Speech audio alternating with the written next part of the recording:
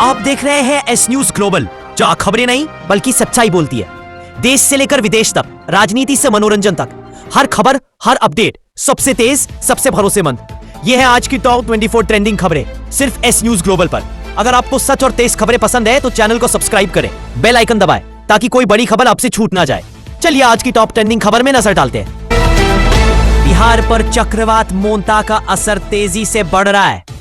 बंगाल की खाड़ी से उठे इस तूफान की रफ्तार अब 110 किलोमीटर प्रति घंटे तक पहुंच चुकी है। मौसम विभाग ने चेतावनी दी है कि 30 और 31 अक्टूबर को राज्य के कई जिलों में भारी बारिश और तेज हवाओं के साथ मौसम अचानक बदल सकता है।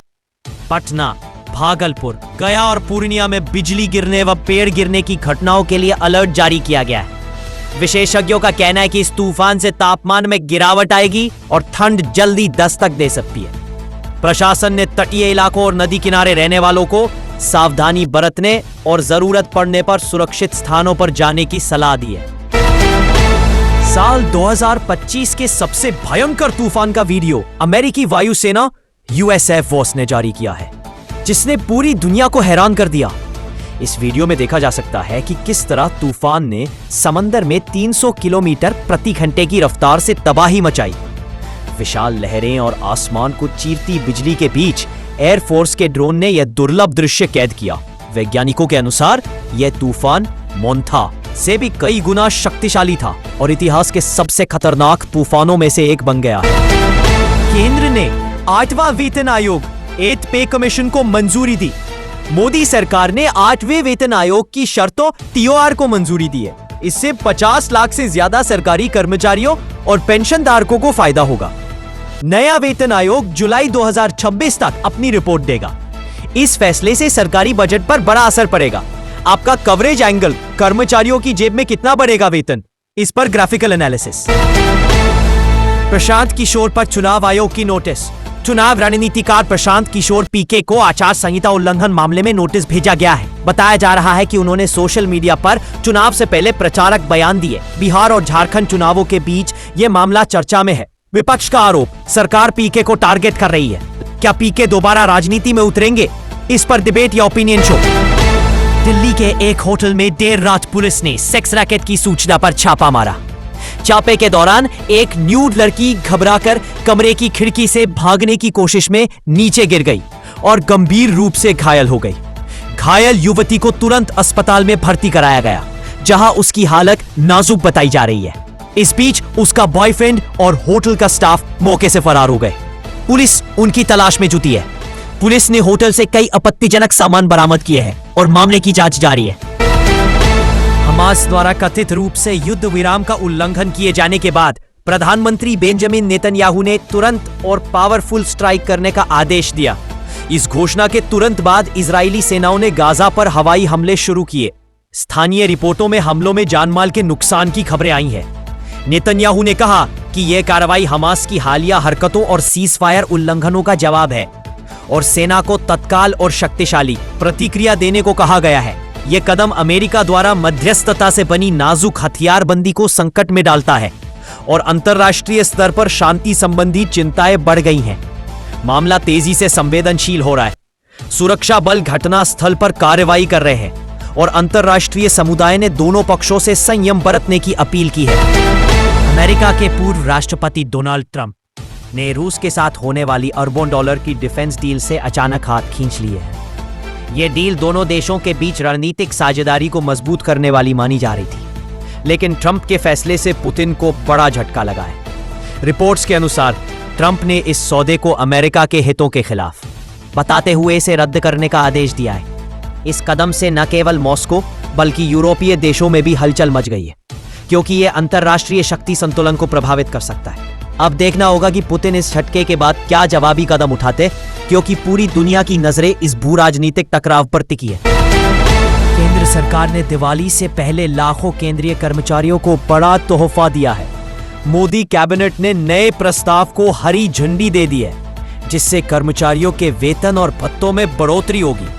सरकार का यह फैसला 7वें वेतन आयोग के तहत बकाया भत्तों और महंगाया भत्ते DA में बढ़ोतरी से जुड़ा बताया जा रहा है। इससे करीब 48 लाख कर्मचारियों और 70 लाख पेंशन भोगियों को सीधा लाभ मिलेगा।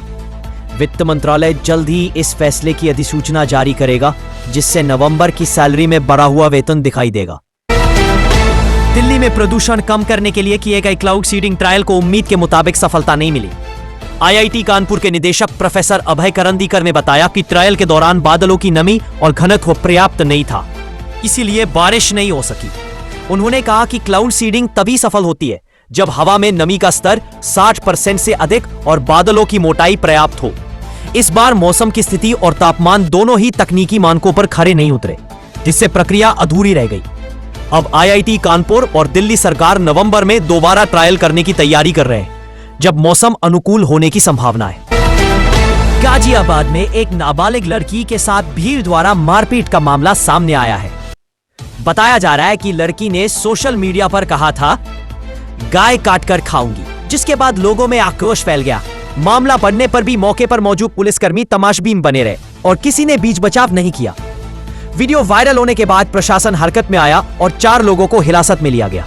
पुलिस ने अब घटना की जांच शुरू कर दी है और अधिकारियों ने कहा कि कानून हाथ में लेने वालों पर कड़ी कार्रवाई होगी। ईपीएफओ जल्द ही अपने नियमों में बड़ा बदलाव करने जा रहा है, जिससे हर महीने 25,000 रुपए तक वेतन पाने वाले कर्मचारियों पर असर पड़ सकता है। नई नीति के तहत कंपनियों को ऐसे कर्मचारियों के लिए पीएफ कटौती अनिवार्य करनी पड़ सकती है। अभी तक कुछ प्राइवेट कंपनियां इस श्रेणी के कर्मचारियों को पीएफ से बाहर रखती थी, जिससे उनका भविष्य सुरक्षा फंड नहीं बन पाता था। ईपीएफओ का कहना है कि यह कदम कर्मचारियों के रिटायरमेंट फंड को मजबूत करने और सोशल सिक्योरिटी बढ़ाने के लिए उठाया जा रहा है। अगर यह नियम लागू हुआ तो लाखों कर्मचारियों की सैलरी से पीएफ कटेगा, लेकिन लंबे समय में इसका फायदा उन्हें ही मिलेगा। अमेरिका जा रही एक फ्लाइट ने भारतीय यात्री ने हंगामा खड़ा कर दिया जब उसने 2 बच्चों पर कांटे वाली चम्मच से हमला कर दिया। रिपोर्ट्स के मुताबिक आरोपी यात्री नशे में था और उड़ान के दौरान अचानक हिंसक व्यवहार करने लगा। उसने बच्चों को घायल करने के बाद पास बैठी एक महिला यात्री को थप्पड़ भी जड़ दिया। घटना के बाद फ्लाइट क्रू ने उसे तुरंत काबू में किया और विमान के लैंड होते ही एयरपोर्ट पुलिस को सौंप दिया। फिलहाल आरोपी से पूछताछ जारी है, जबकि एयरलाइन ने इस घटना पर कड़ा रुख अपनाते हुए जांच के आदेश दिए हैं। हरियाणा की एक यूनिवर्सिटी में बड़ा बवाल मच गया जब एक महिला कर्मचारी ने अपने सुपरवाइजर पर गंभीर आरोप लगाए। पीड़िता का कहना है कि उसने पीरियड्स के कारण ब्रेक मांगा था, लेकिन सुपरवाइजर ने शर्मनाक हरकत करते हुए कहा, कपड़े उतारो, साबित करो। महिला ने तुरंत इसकी शिकायत यूनिवर्सिटी प्रशासन और पुलिस दोनों से की, जिसके बाद मामला चर्चा में आ गया। छात्र संगठन और महिला आयोग ने इस घटना की कड़ी निंदा करते हुए आरोपी के खिलाफ सख्त कार्रवाई की मांग की है। फिलहाल पुलिस ने आरोपी सुपरवाइजर को हिरासत में लिया है और मामले की जांच तेजी से जारी है। तो ये थी आज की बड़ी खबरें। अगर आपको हमारी अपडेट्स पसंद आई तो लाइक और सब्सक्राइब जरूर करें। कमेंट में हमें बताएं कि आप कौन सी खबर पर ज्यादा अपडेट रहना चाहते हैं। हम आपको हर दिन ताजा और दमदार खबरें लाते रहेंगे। धन्यवाद और जुड़े रहिए हमारे साथ।